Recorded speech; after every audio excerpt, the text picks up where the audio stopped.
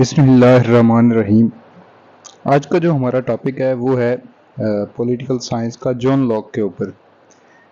پچھلے لیکچر میں نے آپ کو بتایا تھا کہ تین فلاسفرز ہیں جنہوں نے سوشل کانٹیکٹ تھیوری پہ ورک کیا کہ سوشل کانٹیکٹ تھیوری کیا ہے، اسٹیٹ کس طرح وجود میں آئی اور اس کا پرپز کیا تھا۔ کیا اس کا پرپز ایک سوشلسٹک فارم آف اسٹیٹ تھا، سوشلسٹک اسٹیٹ تھا، یا ایک مونارکیل اسٹیٹ تھا، یا پھر ایک لبرل ڈیموکریٹک اسٹیٹ تھا۔ تو یہ جو جان لاک ہیں یہ بیسیکلی ریڈیکل اور لبرل آئیڈیاز کے حامی تھے اور یہ ڈیموکریٹک اپنی پوزیشن کو مینٹین رکھے ہوئے تھے۔ ان کی جو سوشل کانٹریکٹ تھیوری ہے وہ ان کی کتاب ہے جس کا نام ہے دا فریگمنٹ آن گورنمنٹس۔ اس میں انہوں نے یہ تھیوری دی اور اس تھیوری کی جو بیس ہے وہ یہ ہے کہ جو پہلی سٹیٹ وجود میں آئی تھی وہ بیسیکلی لوگوں کے ویلفیئر کے لیے تھی، ان کی لبرٹی، ان کی پراپرٹی اور ان کی لائف کو پروٹیکٹ کرنے کے لیے بنی تھی۔ یہ تین کنڈیشن تھیں، تو اس طرح وہ جو پہلے لوگ تھے انہوں نے اس چیز پہ کانٹیکٹ کیا تھا۔ اب آتے ہیں سب سے پہلے جان لاک کی بایوگرافی پہ۔ بایوگرافی میں ہم بتاتے ہیں کہ وہ کہاں پیدا ہوئے، ایجوکیشن کیا تھی، اور اس فلاسفی میں وہ کیوں آئے، کیا پرپس تھا، بکس کون سی تھی، یہ سارا کچھ۔ جب ہم تھیوری سٹارٹ کریں گے تو اب سب سے پہلے ہم کانٹیکسٹ کی بات کریں گے کہ اس کا کیا کانٹیکسٹ تھا، اس نے یہ پولیٹیکل تھیوری کیوں پیش کی، کیوں لکھی، اس کے پیچھے کون کون سی ریزنز ہیں۔ اس کے بعد ہم تھیوری پہ آئیں گے اور تھیوری کے جو پورا سٹرکچر ہے اس نے کیا کیا باتیں کی اور کس طرح کی وہ سب ڈسکس کریں گے۔ سب سے پہلے بایوگرافی۔ یہ انگلینڈ میں پیدا ہوتے ہیں، ان کی جو فیملی ہے وہ بڑی رچ فیملی ہے، اس کا جو باپ ہے وہ اٹارنی تھا۔ اچھا، بعد میں ہم دیکھتے ہیں کہ اس نے پہلے بیسک سائنس میں اسٹڈی کی، پھر فلاسفی اس نے کی، بعد میں اس نے میڈیسن کی ڈگری حاصل کی اور آکسفورڈ میں ایز اے ڈاکٹر کام کرنے لگے، آکسفورڈ یونیورسٹی میں۔ اچھا، وہاں پہ ایک پیشنٹ آتا ہے لارڈ ایشلے کوپر، اس کے ساتھ دوستی لگ جاتی ہے اسی ہاسپٹل کے اندر، آکسفورڈ کے اس میں میڈیکل میں۔ تو یہ لارڈ ایشلے کوپر کیا ہے، یہ ایک پولیٹیکل پارٹی تھی برٹن کے اندر، وگز پارٹی، یہ اس کا فاؤنڈر تھا۔ اچھا، وگز پارٹی بیسیکلی ایک ریپبلکن ٹائپ پارٹی تھی جو کہ چاہتی تھی کہ پاورز جو ہیں وہ پارلیمنٹ کے پاس ہونی چاہیے، سیم پچھلے ٹاپک کی طرح جو ہابز کے اوپر تھا کہ ہابز نے اس وقت انگلینڈ کی جو کنڈیشنز تھیں وہ ڈسکس کی تھیں کہ اس وقت وہاں پہ سیول وار تھی، پارلیمنٹیرینز چاہ رہے تھے کہ پاور پارلیمنٹیرینز کو ملے، ریپبلکنز چاہ رہے تھے کہ پاورز جو ہیں پارلیمنٹ کو ٹرانسفر ہوں، اور رائلسٹ جو تھے، جو کنگ کے حامی تھے، وہ چاہ رہے تھے کہ جو پاورز ہیں وہ کنگ کو ملنی چاہیے۔ اب آتے ہیں یہ جو تھیوری ہے اس کے پیچھے بھی وہی بات ہے کہ اس وقت بھی برٹن کے اندر یہ وہی سیم ٹائم پیریڈ ہے، تو تب بھی یہی معاملات چل رہے تھے۔ تو ایشلے کوپر کے ساتھ جب اس کی دوستی ہوتی ہے تو یہ اس کے ساتھ گپ شپ میں انٹرسٹ اس کا پیدا ہوتا ہے، تو یہ پولیٹیکل سسٹم کو سمجھنے کی کوشش کرتا ہے اور پولیٹیکل فلاسفی کو سمجھنے کی کوشش کرتا ہے اور پولیٹکس میں انٹرسٹ لیتا ہے، جس پہ اس نے اسی دوست سے امپریس ہو کے، انفلوئنس ہو کے، اس نے اسی کی فیور میں ایک کتاب لکھی جس کو ہم بولتے ہیں فریگمنٹس آن گورنمنٹس۔ اچھا، تو یہ کتاب لکھ دی جس میں اس نے پوری اپنی تھیوری ایکسپلین کی، دا سوشل کانٹیکٹ۔ اب آتے ہیں کانٹیکسٹ آف دا تھیوری کہ اس نے یہ تھیوری کیوں پیش کی۔ میں آپ کو بتا چکا ہوں کہ اس وقت انگلینڈ میں انارکی تھی، اس کا اب پہلی ریزن دیکھیے کہ اس نے کیوں سپورٹ کیا ریپبلکن سائڈ کو، فریگمنٹس آن گورنمنٹ اس نے کتاب کیوں لکھی، اس نے لارڈ ایشلے کوپر سے انفلوئنس ہو کے کتاب کیوں لکھی، ریپبلکن سائڈ کی وہ طرفداری کیوں کرتا ہے، وہ کیوں کہتا ہے کہ پارلیمنٹ کو پاورز ملنی چاہیے یا پارلیمنٹ کی جو پاورز ہیں وہ اس کا رائٹ ہے۔ اس کے پیچھے ایک ریزن تو یہ ہے کہ اس کا جو باپ ہے اور اس کی جو ماں ہے وہ جب سول وار سٹارٹ ہوئی تھی تو اس میں وہ ریپبلکن سائڈ کو سپورٹ کر رہے تھے اور وہ کنگ کی مخالفت کر رہے تھے. پہلی ریزن کہ اس کے جو پیرنٹس ہیں وہ بھی ریپبلکن سائڈ پہ تھے. اچھا پھر ہم دیکھتے ہیں کہ birth of constitutional monarchy civil war ends. تو یہ جو ٹائم پیریڈ تھا یہ کانسٹیٹیوشنل منارکی تھا, اس کی برتھ کا ٹائم پیریڈ تھا.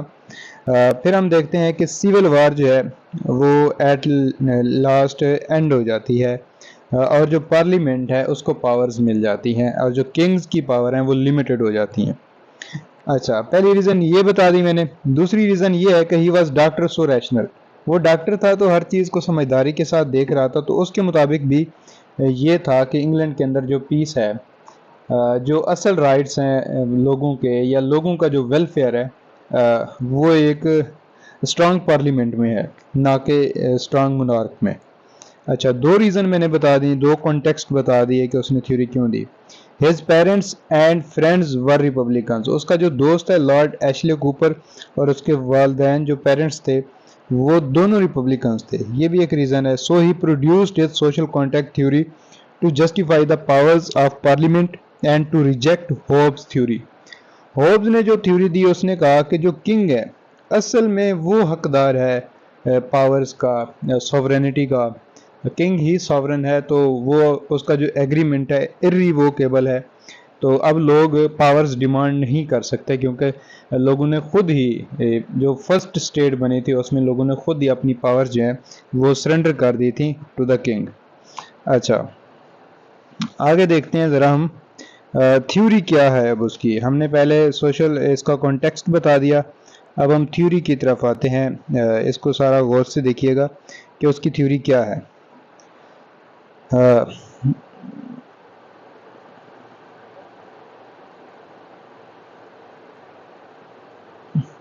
سوری اسٹوڈنٹس بول رہے تھے کہ جو آپ کا لینز ہے اس کا فوکس ٹھیک رکھا کریں پیج کے اوپر, اس لیے تھوڑی دیر ہو جاتی ہے.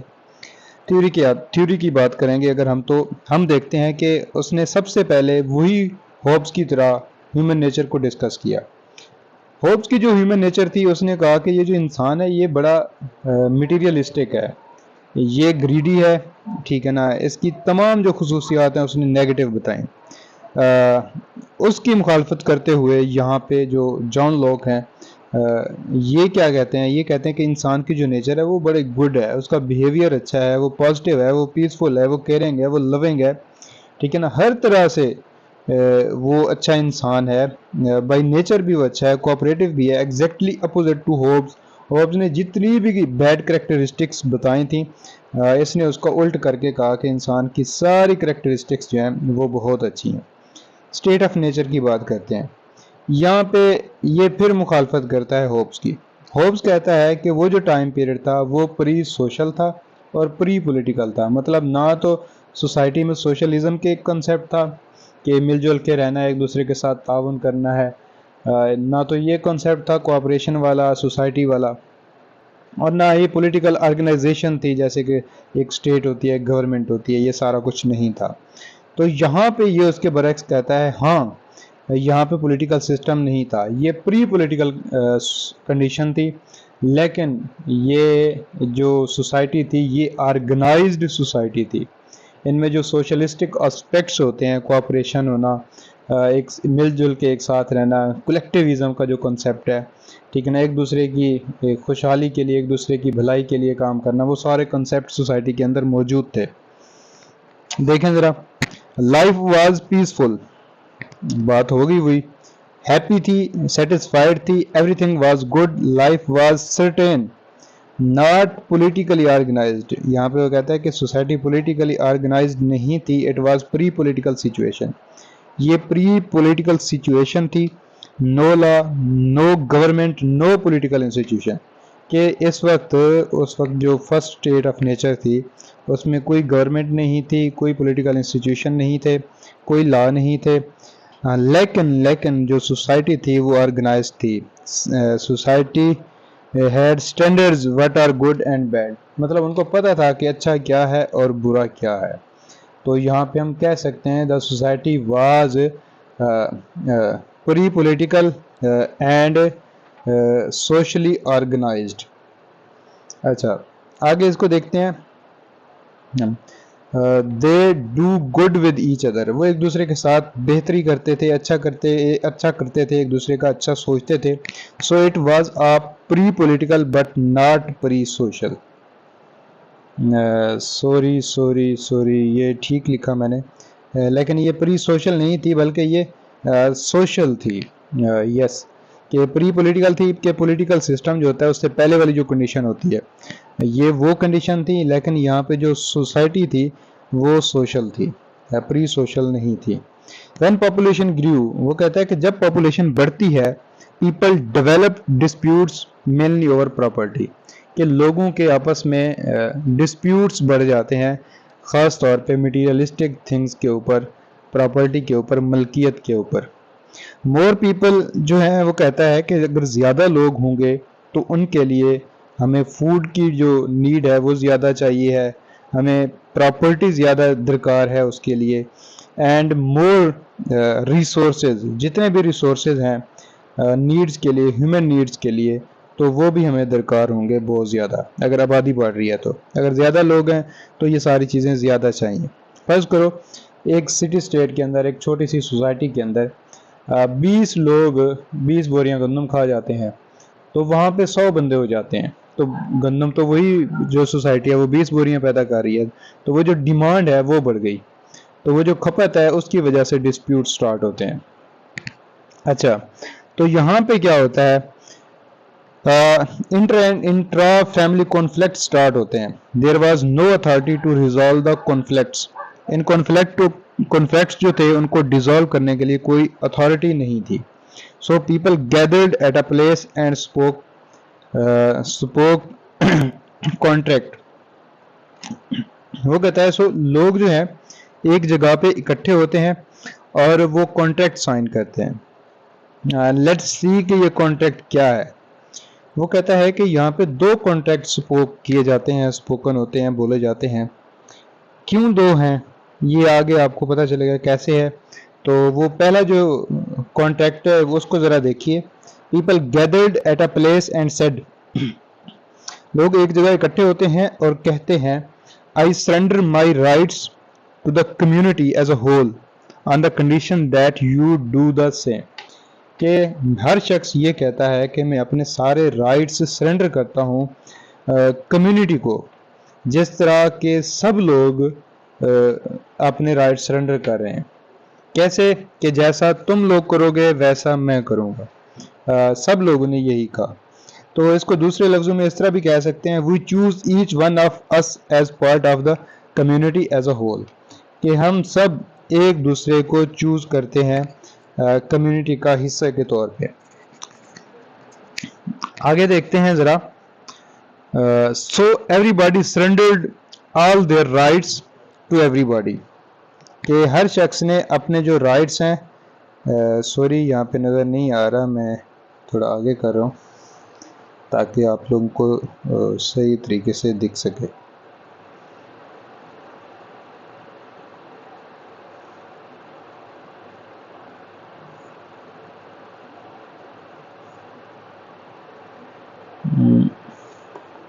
یہ کتاب میں اٹھا لیتا ہوں.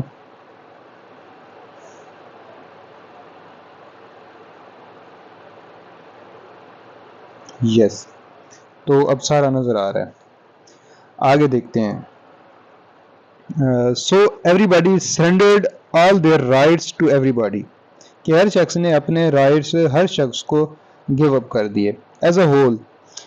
When community gain whole authority, جب کمیونٹی کو پوری اتھارٹی مل گئی، then problem created that community can not govern it self.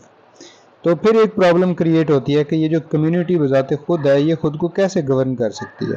مطلب ہر شخص نے ایک دوسرے کو رائٹ سرنڈر کیا تو اٹ مینس کہ ہر شخص ہی بادشاہ ہے. تو وہ کس طرح ایک دوسرے کو وہ رائٹ، کس طرح وہ جو اتھارٹی ہے وہ کس طرح گورن کرے گی، خود کو ہی گورن کرنا کمیونٹی نے. تو اس کے لیے ایک پرابلم ہوئی، تو جس کے لیے کمیونٹی کو ایک دوسرا ایگریمنٹ سائن کرنا پڑا. پہلا ایگریمنٹ سب نے ایک دوسرے کو اپنے رائٹ سرنڈر کر دیے.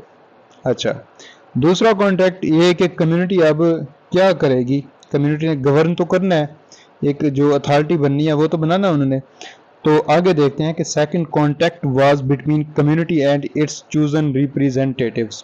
جب کمیونٹی پوری کو ایز اے ہول پاور مل جاتی ہے تو کمیونٹی ڈیسائیڈ کرتی ہے کہ کچھ ریپریزنٹیٹیو پیپل لے لیتے ہیں جو ہمیں ہمارے بہاف پہ ہماری پاورز کے تھرو، ہماری سوورن پاور کے تھرو ہمیں گورن کریں گے.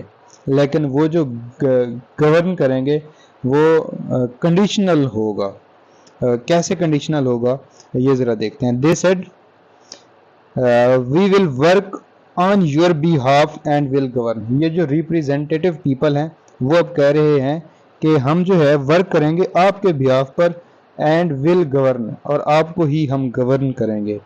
آپ کے بیہاف پہ ہم آپ کو گورن کریں گے، یہ کہ آپ لوگوں کے آپس کے جو معاملات ہیں ان کو طے کریں گے اور آپ لوگوں کے سسٹم کو چلائیں گے. آگے کیا کہتا ہے؟ The community entered into agreement and said. اب کمیونٹی ان کو ریپلائی کر رہی ہے، we surrender all rights to the representatives on 3 conditions, کہ ہم اپنے سب رائٹس سرنڈر کرتے ہیں ان ریپریزنٹیٹیوز کو 3 کنڈیشنز کے اوپر. It shall protect our life, یہ ہماری لائف کو پروٹیکٹ کریں گے. It shall protect our property, یہ ہماری پراپرٹی کو، ملکیت کو پروٹیکٹ کریں گے. It shall protect our liberty, اور یہ ہماری خود مختاری کو، لبرٹی کو پروٹیکٹ کریں گے. This was a second contract.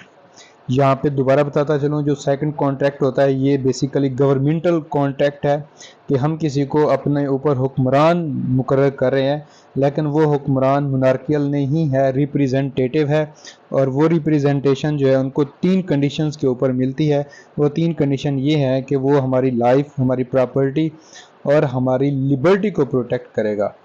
تو آگے اس کو دیکھتے ہیں کہ یہاں پہ جو ان کا کانٹیکٹ ہوتا ہے اس کے بعد کیا ہوتا ہے.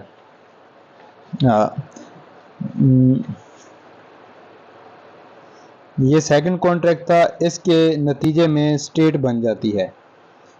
جب اسٹیٹ بنتی ہے سیکنڈ کانٹریکٹ کے نتیجے میں تو یہاں سے اب اس کا امپلیکیشنز اور فیچر آف سوشل کانٹریکٹ، یہ جو 2 کانٹریکٹ ہوتے ہیں، ایک کمیونٹی کا، لوگوں کا آپس میں ایک دوسرے کے ساتھ، دوسرا پھر جب کمیونٹی وجود میں آ جاتی ہے، اسٹیٹ بن جاتی ہے، تو پھر اسٹیٹ کچھ ریپریزنٹیٹیو چوز کرتی ہے اور ان کے ساتھ اگریمنٹ ہوتا ہے کمیونٹی کا اور ریپریزنٹیٹیوز کا.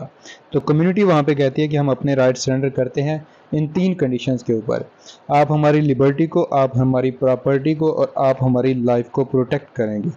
تو یہ 2 ایگریمنٹ سائن ہوتے ہیں، پہلا کمیونٹی کا آپس میں، پھر کمیونٹی کا ریپریزنٹیٹیوز کے ساتھ. اب ہم اس جو سوشل کانٹیکٹ ہو جاتا ہے اس کے فیچرز اور امپلیکیشنز پڑھیں گے، جو کہ جان لاک کی فلاسفی سے ہمیں نظر آتے ہیں، جان لاک کی پولیٹیکل تھیوری سے ہمیں نظر آتے ہیں. This contract establish state. اس کانٹریکٹ سے اسٹیٹ اسٹیبلش ہوتی ہے، پولیٹیکل آرگنائزیشن بنتی ہے، ورٹیکل ہیرارکی وجود میں آتی ہے. ورٹیکل مین کے اوپر آپ کا فرض کرو صدر ہو گیا، نیچے وزیر اعظم ہو گیا، اس کے نیچے کیبنٹ ہو گئی، پھر اس کے نیچے ایم این ایز ہو گئے، اسمبلی ہو گئی، پھر اسی طرح نیچے پوری ایگزیکٹو جو باڈی ہوتی ہے جو گورن کرتی ہے اسٹیٹ کے اندر پیپل کو.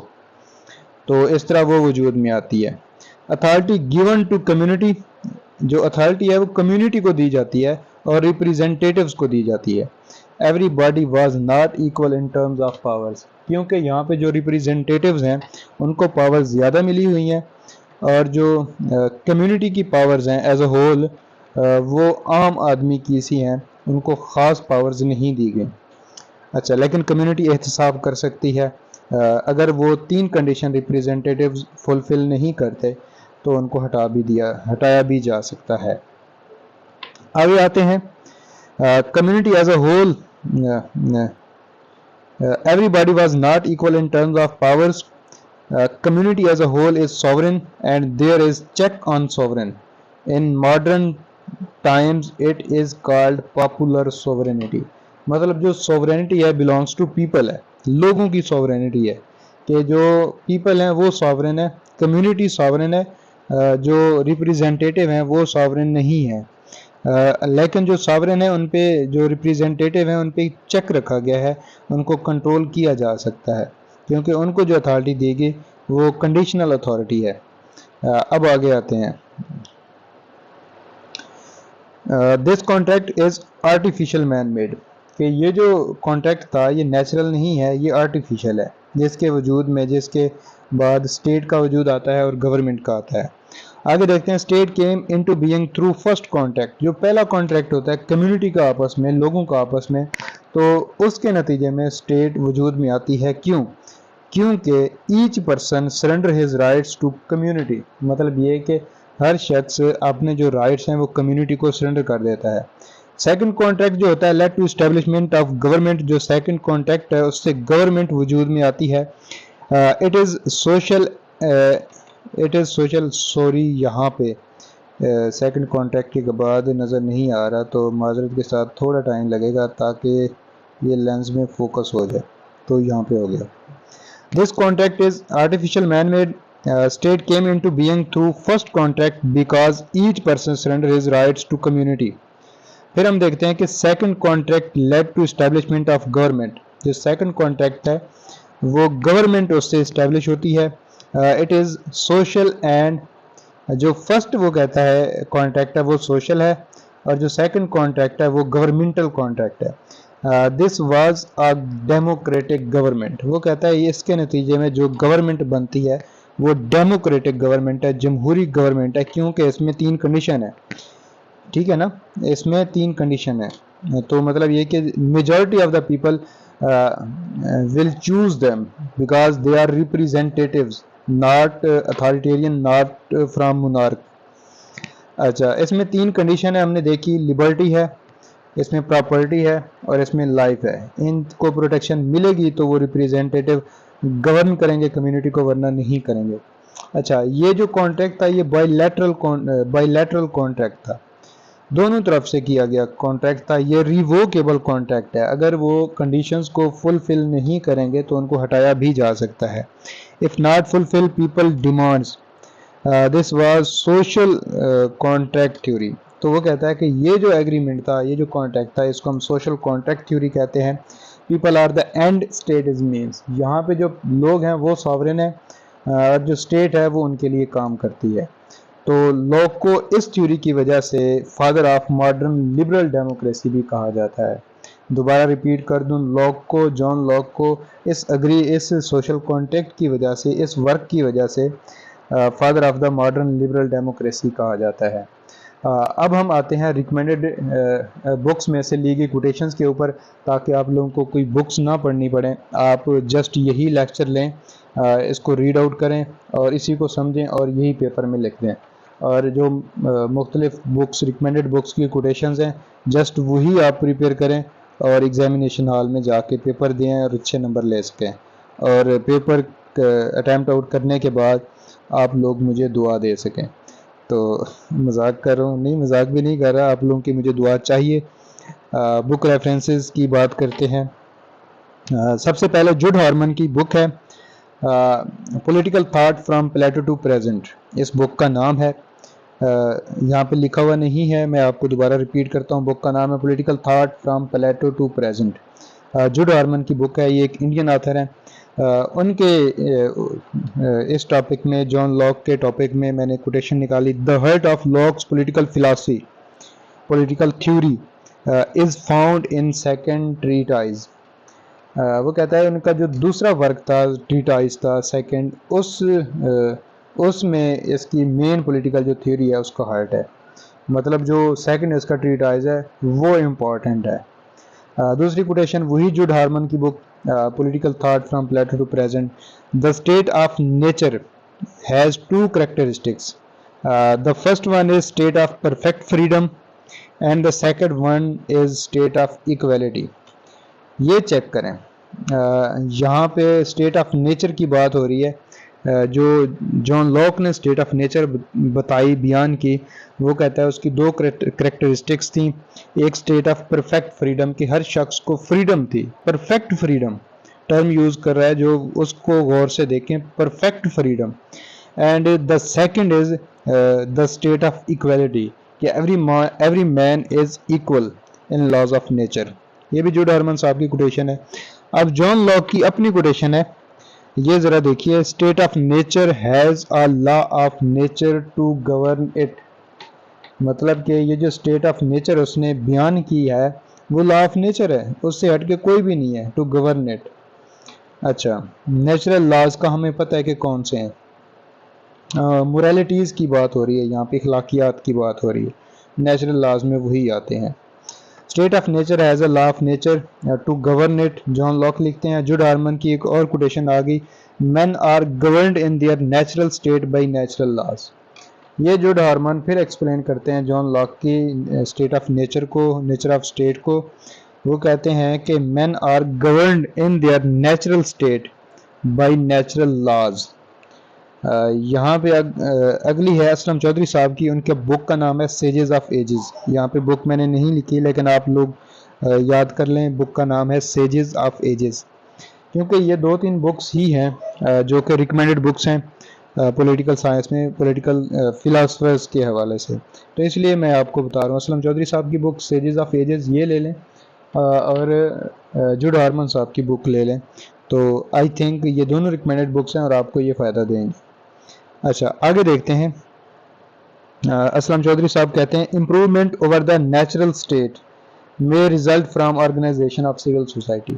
وہ کہتا ہے کہ یہ جو نیچر آف اسٹیٹ اتنی امپرووڈ بتائی جان لاک نے، اس کے پیچھے کیا ہے، وہ آرگنائزڈ سول سوسائٹی ہے، ان کی جو آرگنائزیشن ہے وہ بیسیکلی، کیونکہ وہ جو اسٹیٹ آف نیچر بتاتا ہے وہ کہتا ہے کہ یہ پری سوشل ہے، لیکن یہ پری پولیٹیکل ہے لیکن پری سوشل نہیں ہے۔ اٹ مینس کہ سوشل سوسائٹی تھی اس وقت بھی، تو یہی بات اسلم چودھری صاحب لکھتے ہیں۔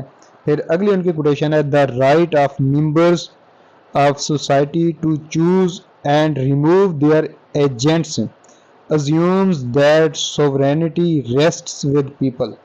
یہ پاپولر سوورینٹی کی بات کی گئی کہ وہ جو سوسائٹی کے لوگ ہیں ان کو جو رائٹ دیا گیا، کمیونٹی کو جو رائٹ ملا کہ وہ اپنے ریپریزنٹیٹیو کو چوز بھی کر سکتے ہیں اور ان کو ریموو بھی کر سکتے ہیں۔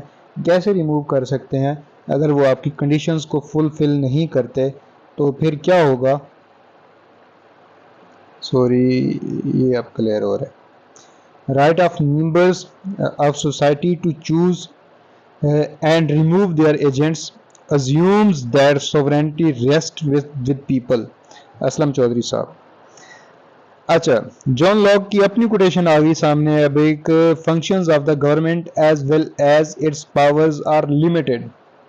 کیونکہ یہ خود فادر کس کے ہیں؟ ماڈرن لبرل ڈیموکریسی کے، تو یہاں پہ ان کی کوٹیشن سے بھی ہمیں واضح نظر آ رہا ہے کہ وہ گورنمنٹ جو ہے اس کی پاورز کو لمیٹڈ کر رہے ہیں۔ functions of government as well as its powers are limited۔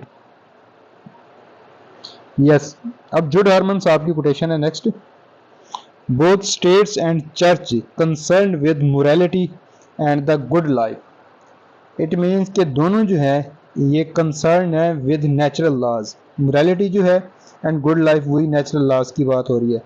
both state and church concerned with morality and good life, یہ جوڈ ہارمن صاحب لکھتے ہیں۔ اگلی کوٹیشن بھی جوڈ ہارمن صاحب کی ہے، لاکس انفلوئنس، جان لاک کی بات ہو رہی ہے۔ Locke influence particularly upon the revolutionary 18th and 19th centuries was enormous, کہ جو ریولیوشن آئے 18ویں صدی میں اور 19ویں صدی میں، وہ انفلوئنس تھے سب سے زیادہ لوگ سے، اس کی آئیڈیالوجی سے، اس کی لبرل ڈیموکریسی سے، لبرل سیکولر ڈیموکریسی سے، جس میں وہ فریڈم کی بات کرتے ہیں، جس میں وہ پراپرٹی کے رائٹس کی بات کرتے ہیں، اور جس میں وہ کیا کرتے ہیں، پروٹیکشن آف لائف کی بات کرتے ہیں، لبرٹی کی بات کرتے ہیں، اور پروٹیکشن آف پراپرٹی کی بات کرتے ہیں۔ تو وہ کہتے ہیں کہ یہ جو رائٹس ہیں یہ نیچرل رائٹس ہیں مین کے۔ تو یہاں پہ ہمارا یہ ٹاپک اینڈ ہوتا ہے۔ آپ کو پتہ ہو کہ یہ جو پہلے جان ہابس تھے اور یہ دوسرے جان لاک ہیں، اب تھرڈ روسو صاحب آئیں گے۔ ان سب کی جو فلاسفی تھی وہ سوشل کانٹیکٹ کے اوپر تھی۔ تو جیسے ہی ان تینوں کے کمپلیٹ ہوں گے تو تب میں ان تینوں کے لاسٹ میں پاس پیپرز میں سے کوسچنز آپ کو بتاؤں گا کہ کوسچن کیا کیا آئے اور ہم نے اس کو کس طرح ہینڈل کرنا ہے، کیونکہ یہاں پہ یہ تینوں کوسچنز جو ہیں، یہ تینوں ٹاپکس جو ہیں یہ ایک دوسرے سے اوور لیپ ہوتے ہیں اور ان کا بیسیکلی کمپیریزن ہوتا ہے پیپر کے اندر، تو یہ اکیلا موسٹ آف دا ٹائم نہیں آتا. یہ تینوں فلاسفرز کا کمپیریزن پوچھ لیا جاتا ہے یا پھر کسی دو کا کمپیریزن پوچھ لیا جاتا ہے. تو اس لیے میں لاسٹ میں پاسٹ پیپرز جو آئے ایف پی ایس سی کے، سی ایس ایس کے، تو ان میں سے یا پی ایم ایس کے جو پیپرز آئے ان میں سے جو کویسچن آئے وہ آپ لوگوں کے ساتھ ڈسکس کروں گا. تو یہاں پہ ہمارا ٹاپک اینڈ ہوتا ہے. اجازت لینے سے پہلے میرا دل کر رہا ہے کہ آج ایک آپ کو شعر سناتا ہوں. ہاں، شعر کون سا ہونا چاہیے؟ سوچ رہا ہوں سپر ون ہونا چاہیے. ناصر کاظمی کا آپ لوگوں کو سنا دیتا ہوں. وہ رات کا بے نوا مسافر، وہ تیرا شاعر وہ تیرا ناصر. وہ رات کا بے نوا مسافر، وہ تیرا شاعر وہ تیرا ناصر. تمہاری گلی تک تو ہم نے دیکھا، پھر نہ جانے کدھر گیا وہ، پھر نہ جانے کدھر گیا وہ. یہ ویسے ہی ذوق میں سنا رہا ہوں آپ لوگوں کو، کسی بندے کو سیریس ہونے کی ضرورت نہیں ہے. جیسے ہم کہہ سکتے ہیں کہ فریش ہونے کے لیے یہ شعر تھا. تو مجھے دیجیے اجازت. اللہ حافظ، اپنا خیال رکھیے گا. بہت بہت شکریہ.